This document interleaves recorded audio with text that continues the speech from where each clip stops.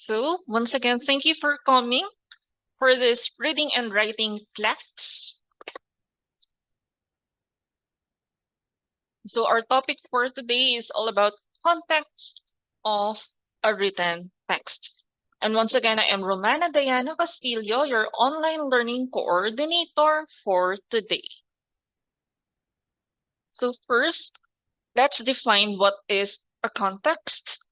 So, context, according to Moxley, refers to the occasion or situation that informs the reader about why a document was written and how it was written. The structure, organization, and purpose of a written text is heavily influenced by its context.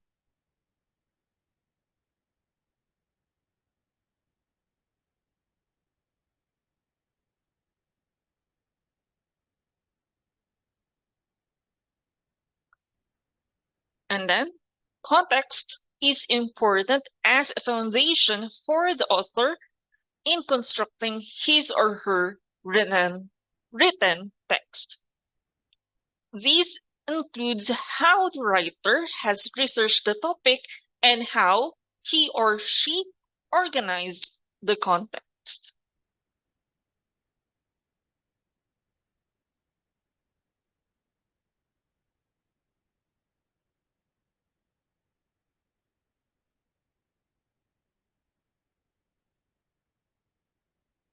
So when we say that you are out of context, it's actually a mean that the circumstances in which it was said are not correctly reported, so that it seems to mean something different from the meaning that was intended. So that's the meaning of whenever someone says you are out of context. So another meanings of contexts. So in its earliest uses, documented in the 15th century, context meant the weaving together of words in language. These sense now obsolete, developed logically from the word's source in Latin, contexere, to weave or join together. Context now most commonly refers to the environment or setting in which something, whether words or events, exists. When we say that something is contextualized, we mean that it is placed in an appropriate setting, one in which it may be properly considered. So once again, when we say that you are out of context, you are saying something that should not have been said in that time. Okay? So in semiotics, linguistics, sociology, and anthropology, context refers to those objects or entities which surround a focal event. In these disciplines, typically a communicative event of some kind, context is a frame that surrounds the event and provides resources for its appropriate interpretation. It is thus a relative concept only definable with respect to some focal event within a frame, not independently of that frame. And then let's continue in linguistics. In linguistics, verbal context refers to the text or speech surrounding an expression, word, sentence, or speech act. Verbal context influences the way an expression is understood, hence the norm of not citing people out of context. Since much contemporary linguistics takes texts, discourses or conversations as the object of analysis, the modern study of verbal context takes place in terms of the analysis of discourse structures and their mutual relationships. For instance, the coherence relation between sentences. Traditionally, in social linguistics, social contexts were defined in terms of objective social variables such as those of class, gender, age, or race. More recently, social contexts tend to be defined in terms of the social identity being construed and displayed in text and talk by language users. The influence of context parameters on language use or discourse is usually studied in terms of language variation, style, or register.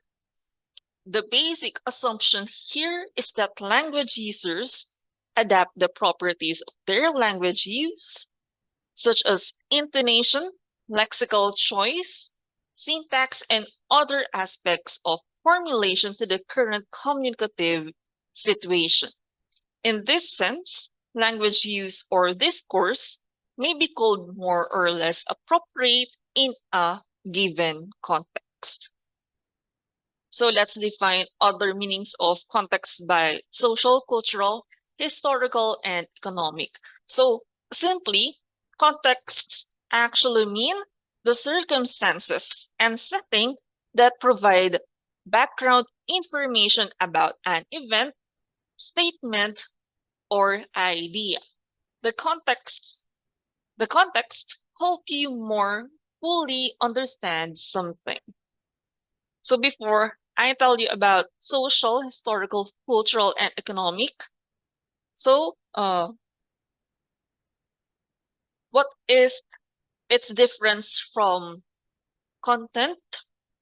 So when we say content, content is the material or medium or matter contained within the work that's available for the audience. Meanwhile, context is the positioning of the content, storyline, or purpose that provides value to the audience. Content can come in several forms, such as audio, video, written, and visual. So when we say visual content, we are actually talking about photos here.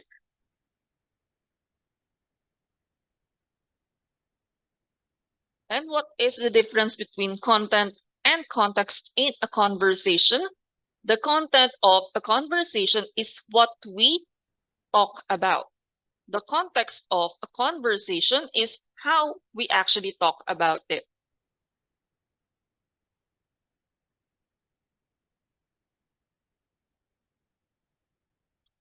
Then what is an example of content and context? An example of content would be students learning the steps of how to test a blood sample. An example of context would be students learning why a blood test is important in medicine. Okay, so that's their difference with context and content. So what about social contexts then? So social contexts are all about society and what you need to know about your society in any situation. Society has rules around behavior and interaction. Meanwhile, cultural contexts are all about understanding cultural expectations and norms. So whenever we say norms, it's all about our nakagawian, or it's actually a law that we all follow, even if it's not actually in the Constitution. Okay? So it is pretty much an expected behavior. For example, always saying po and opo here in the Philippines. Meanwhile, in East Asia, you are pretty much expected to bow to your seniors. Okay? So those are examples of norms. Even so, it is still different from social context because it's specific to cultures or subcultures' values, not the values of your society as a whole.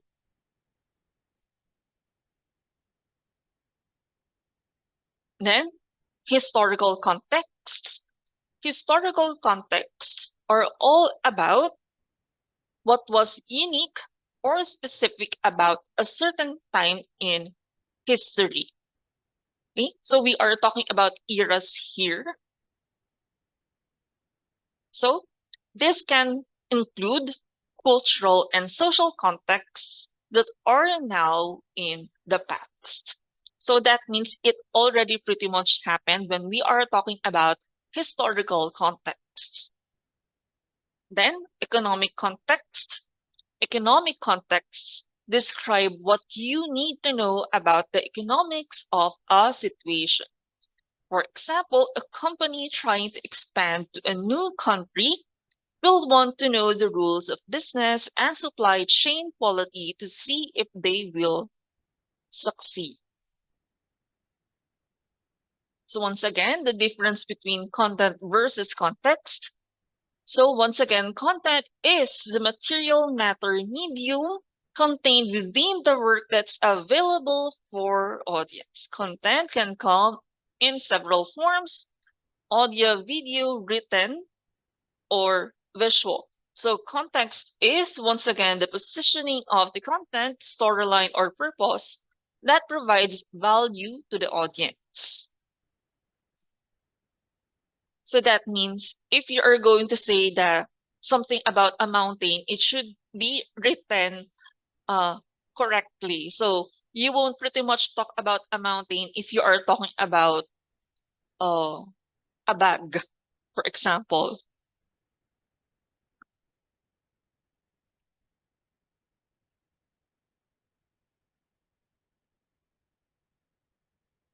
Yeah?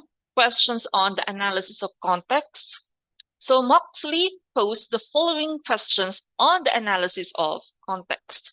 So first, you can ask, what is going on in the world of readers that will influence the reader's thoughts and feelings about the document? Second, does the intellectual content of the document rest on the shoulders of other authors?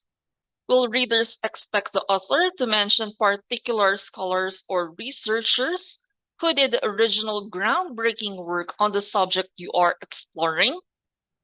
Third, what background information can you assume your reader is already familiar with? And so we do have two types of context in which a text was developed: the hypertext and the intertext. So first, we are going to talk about intertext. So when we say intertext or a literary text that is related to one or more other texts, especially through the use of allusions to these texts.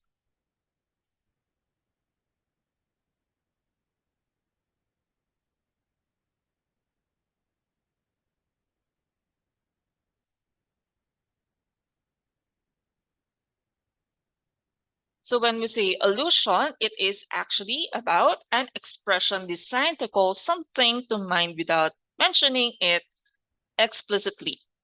And so it is actually an indirect or passing reference. Another, an allusion is when we hint at something and expect the other person to understand what we are referencing. For example, you actually inserted a quote inside your story, so you are expecting your reader that he or she will understand where it was coming from. Or for example, you pretty much added the word kryptonite in your story, so you said chocolate is his kryptonite.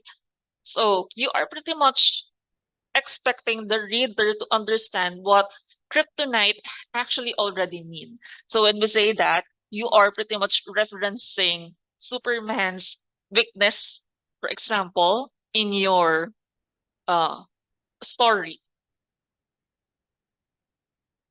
Next is intertextuality. So intertextuality, as defined by Chongson, is the modeling of a text, meaning by another text. So like what I said earlier about how you might have added the word kryptonite in your story, you are pretty much uh, adding uh, what was already written before into your story. Just word, you are just referencing something. You are not pretty much copying anything. Even so, sometimes when we do intertextuality, uh, you might uh, be accused with plagiarism. So we are going to talk about that later.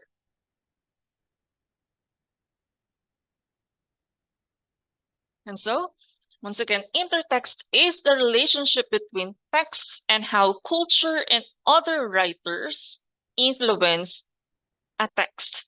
This is often seen on works wherein the author borrows and transforms an existing text, or when references a text on his or her own written work. The text will then contain a wide accumulation of cultural, historical, and social knowledge. So yes, it is also intertextuality if you are creating fanfictions. Okay? So it is pretty much your original story, but you are somehow creating or using someone else's work already, but you are pretty much adding them into your story. So that's also an example of intertextuality. Since your story has a relationship with a book that was already written. So intertext includes irrelevant data.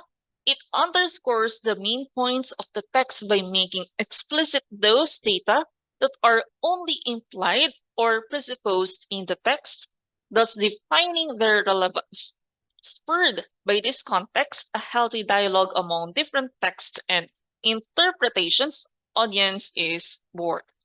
So, for example, you keep on writing quotes from other writers into your story. So, yes, you are using intertextuality into your story or maybe into your documents. So, if you are going to use intertextuality into your thesis, it is pretty much very important that you reference uh, the original people who actually wrote that already.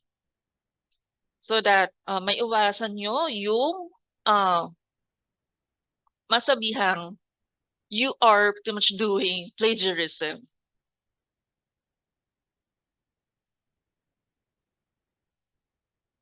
Okay? So intertextuality is the shaping of a text meaning by another text. So yun yung kanina ko pa sinasabi sa inyo. So it is either through deliberate compositional strategies such as quotation. So nilalagay mo yung quotes, other people's texts, allusion, reference, calc, plagiarism. So when we say plagiarism, it is pretty much copying someone else's work and saying that it is pretty much your own. For example, you pretty much copied one page of that book, or maybe you copied the whole thing. So intertextuality though and plagiarism still have uh, a bit of difference, since in intertextuality you are just referencing, you should actually just reference some the author's work in a quote rather than copy a whole thing. Okay, so on plagiarism you need to remember that it is a crime Okay? And I already said earlier, fan fictions are, yes, uh, using intertextuality, but somehow it is just allowed in our websites, even if it's actually infringing the novelist's copyright. But then it is just fine inside our website since most fanfiction writers don't actually get money from it. And it is pretty much also uh, letting people know that there's somehow an original text from that work. Okay. So after that, intertextuality is also using translation, pastiche, or parody, or by interconnections between similar or related works perceived by an audience or reader of the text. And so, these references are sometimes made deliberately and depend on a reader's prior knowledge and understanding of the referent, but the effect of intertextuality is not always intentional and is sometimes inadvertent, often associated with strategies employed by writers working in imaginative registers, fiction, poetry, and drama, and even non-written texts like performance art and digital media. Intertextuality may now be understood as intrinsic to any text. So yes, you are also still using intertextuality if you are writing folk tales, for example, vampires, uh, angels, gods and goddesses, Zeus, and etc. So those are all written long ago already. Even if you think of yourself that you're not copying them and referencing them, you are still using intertextuality.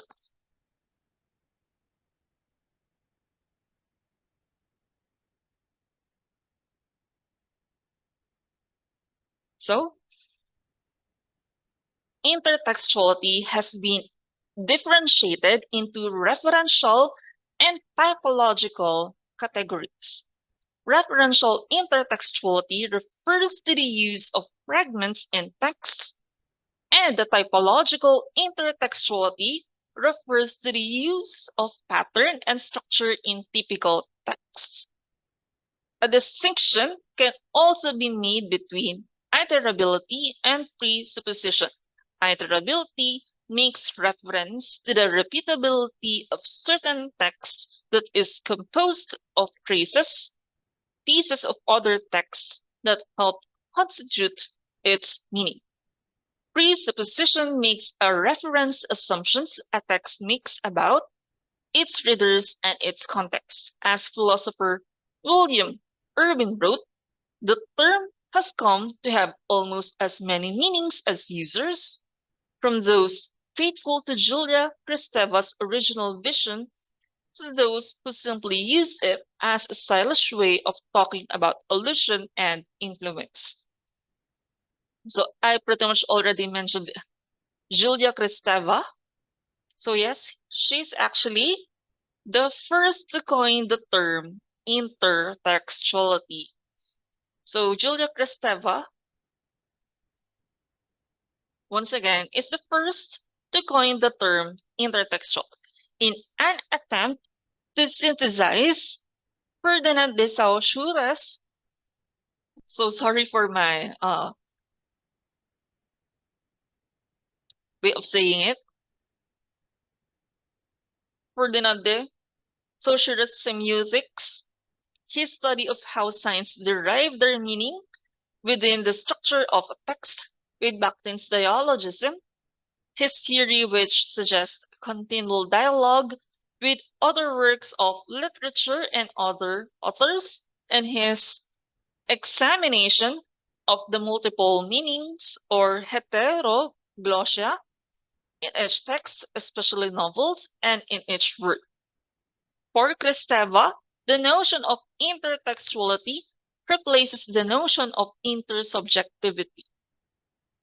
when we realize that meaning is not transferred directly from writer to reader, but instead is mediated through or filtered by codes imparted to the writer and reader by other texts. While the theoretical concept of intertextuality is associated with postmodernism, the device itself is not new. New Testament passages quote from the Old Testament and Old Testament books such as Deuteronomy or the prophets refer to the events described in Exodus. So, pretty much in simple terms, if you are mentioning something that was already said long ago, you are using intertextuality. Even so, once again, sometimes intertextuality is taken as plagiarism, as in the case of Spanish writer Lucia Echevarria, whose poem collection Estación de Infierno 2001 was found to contain metaphors and verses from Antonio Colinas. Echevarria claimed that she admired him and applied intertextuality. So, in our time though, so when Enola Holmes pretty much came out, so that's another example of what happened to Lucia Echevarria. So the organization that uh, has the copyright of Sherlock Holmes pretty much sued the writer of Enola Holmes for plagiarism because they do believe that Enola Holmes is pretty much just uh, fun fiction. So yes, it's actually a fun fiction of Sherlock Holmes though. Even so, she was pretty much sued because she's pretty much having money for it. Even so, what she just did is uh, use intertextuality in her story. And she had actually just made Sherlock Holmes as the brother of Enola Holmes. And the whole story is pretty much all about Enola Holmes. Okay. Even so, she's pretty much using intertextuality. So that's an example of intertextuality in our time. Okay. Even so, she pretty much won her suit since it had been pretty much a long time ago already when Sherlock Holmes was written.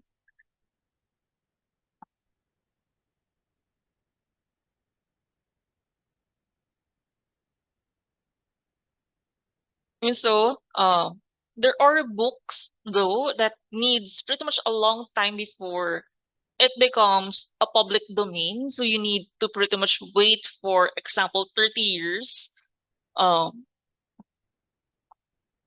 for you to be able to have money for that story. For example, the story Snow White, Sleeping Beauty, and etc.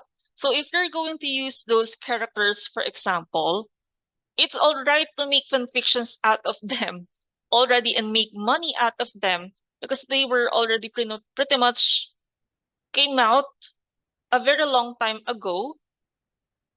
Even so, books that are written at our time are pretty much protected by copyright. And for now, uh, it had to be protected, and no one should be able to create something else out of it. So if you wanted to create your own fan fiction out of Harry Potter and uh make money out of it without the approval of the writer, you need to wait for a very long time. And yes, Cursed Child is also using intertextuality. So it has just been approved by J.K. Rowling.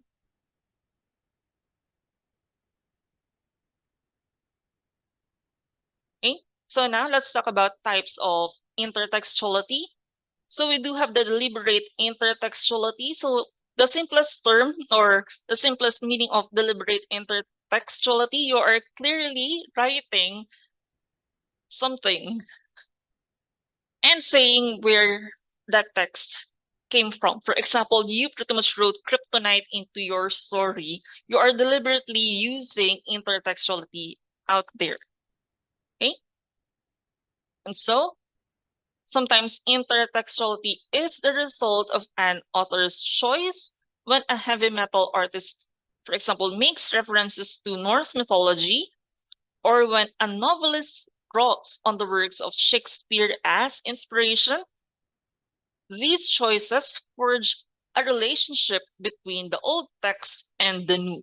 We can call this deliberate intertextuality. Another example of this deliberate intertextuality is when Dan Brown actually used Dante Alighieri's Inferno to make his book, Inferno. So those two are pretty much now connected with each other since since Dan Brown draw some kind of reference to Dante Alighieri's work. Then, latent intertextuality. So even when an author isn't deliberately employing intertextuality, though intertextuality is still there, you can't escape it. Everything you've ever seen or read sticks somewhere in your memory and affects your understanding of the world. They all contribute to building your specific worldview, which in turn determines how you write or create art. We can call this latent intertextuality. So yes, if you are pretty much referencing your understanding of the Bible, for example, you are using latent intertextuality. So whenever you use angels as inspiration into your works, you are also using latent intertextuality. So nung say, deliberate, halata. Meanwhile, latent, hindi mo alam na ginagamit mo pala yung work dati pa na nakasulat na noon. For example, the Bible. Okay? So some examples of intertextuality and literature include Ulysses by James Joyce, which is a retelling of Homer's Odyssey set in Dublin.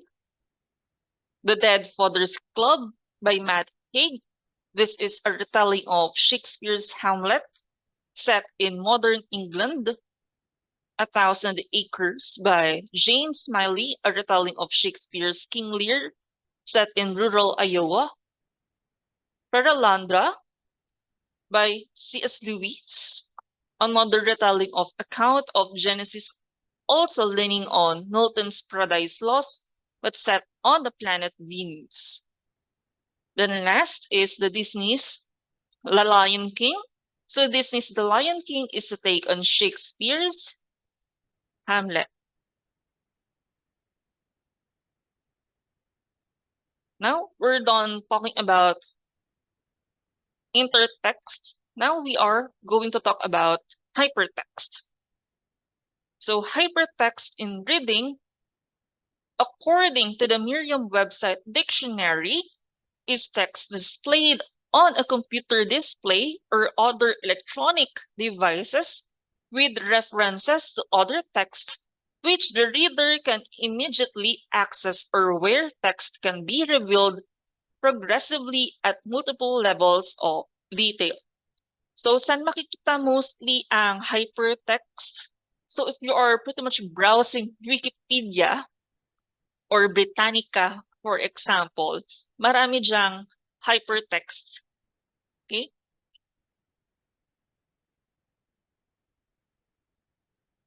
So, hypertext is a new way of reading a text online. It collects every available data, but this exhaustive inclusion exposes the reader to a wealth of irrelevant material. Well, intertextuality banks on its text-generated constraints on the reader's perception. Hypertextuality is a reader-generated loose web of pre-association. So what does hypertext mean? Hypertext is text displayed on a computer display or other electronic devices with references to other text that the reader can immediately access. Hypertext documents are interconnected by hyperlinks, which are typically activated by a mouse click, key press set, or screen touch.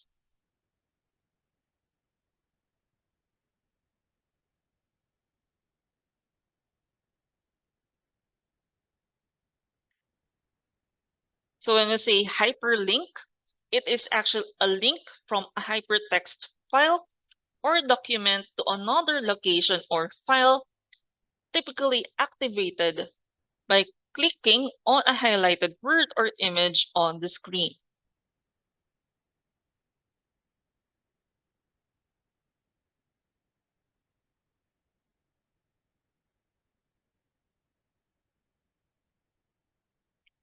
So when we say hyperlink, it's actually the address of a website, for example.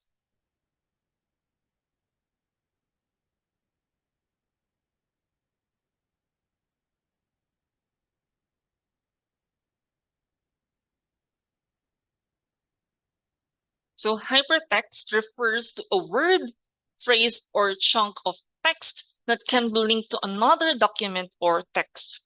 Hypertext covers both textual hyperlinks and graphical ones. The term was coined by Ted Nelson in the 1960s and is one of the key concepts that make the internet work. Without hypertext, following a link on a top to a related article on that topic, one of the primary means of navigating the web, would be impossible. Information directly or indirectly related to the topic written may be referenced through hyperlinks in which the reader can access the direct source or reference through a single click. Hypertextuality also opens up to a wide variety of mostly irrelevant information, gives the reader the free will to personalize his or her analysis of the text. The reader may choose to focus only on the information that is related to his or her background, thus creating a personal meaning out of the given material. So, hypertext is simply a nonlinear way of presenting information. Rather than reading or learning about things in the order that an author or editor or publisher sets out for us, readers of hypertext may follow their own paths, create their own order, their own meaning out the material. This is accomplished by creating links between information. So for example, that article is pretty much connected to another article. For example, you are looking at a person's profile in Wikipedia, for example, and you click his or her filmography, and then you'd see his or her filmography out after that. So that's an example of how you use hypertext. You're clicking something blue inside the article. So when that happens, those links are pretty much provided. You are actually jumping to further information about a specific topic being discussed. So which may have more links leading each reader off into a different direction.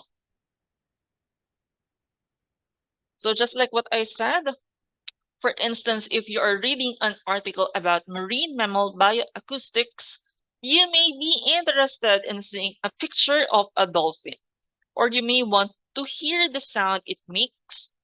or you may even be interested in seeing what a marine mammal sound or looks like in a spectrogram.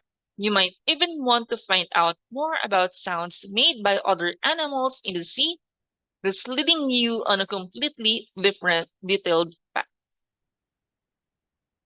So what are their major differences once again with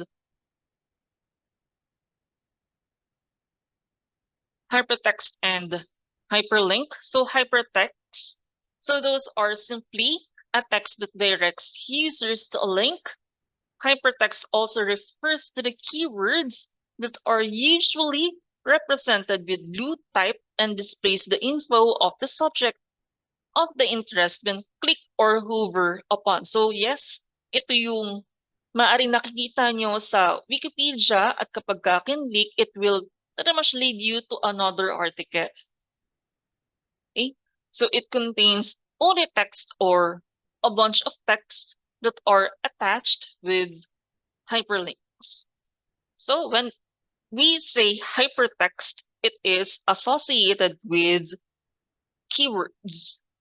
Then hyperlink, it's a URL the hypertext directs you to.